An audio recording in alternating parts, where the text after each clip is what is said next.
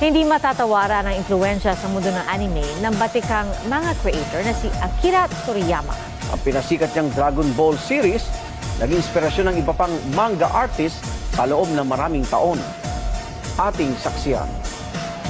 Goku, Piccolo. Sino bang di nakakilala sa mga karaktera ito mula sa manga at anime na Dragon Ball? Hindi lang sa Japan sikat, kundi sa buong mundo. Pero ang saya na dulot ng kanilang kwento, napalitan ng lungkot sa biglaang pagpanaw ng may akdang si Akira Toriyama. Sa edad na 68, na maalam ngayon ng araw ang tanyag na manga creator dahil sa acute subdural hematoma o namuong dugo sa utak. Ayon sa kanyang kumpanyang Bird Studio, maraming kasama niya sa industriya na nagluluksa ngayon.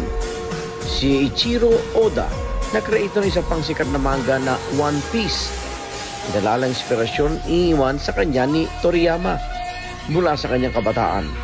Anya malaki ang nagiambag ng namayapang manunulap sa paglikha ng panahong tinatangkilik ang manga, mapabata man o matanda.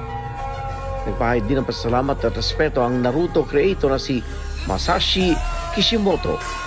Anya ang Dragon Ball ang nagsalba sa isang batang taga-probinsya na tulad niya. Si Toriyama, siya raw kasi ang naging inspirasyon niya sa paglikha ng manga.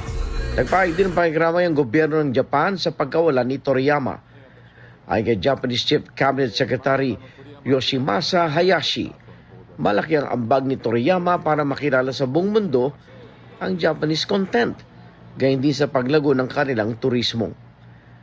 Ramdam din ang lungkot mula sa mga tagahanga, kabilang dyan ang mga Pinoy na tumangkilit sa Dragon Ball mula pa sa kanilang pagkabata.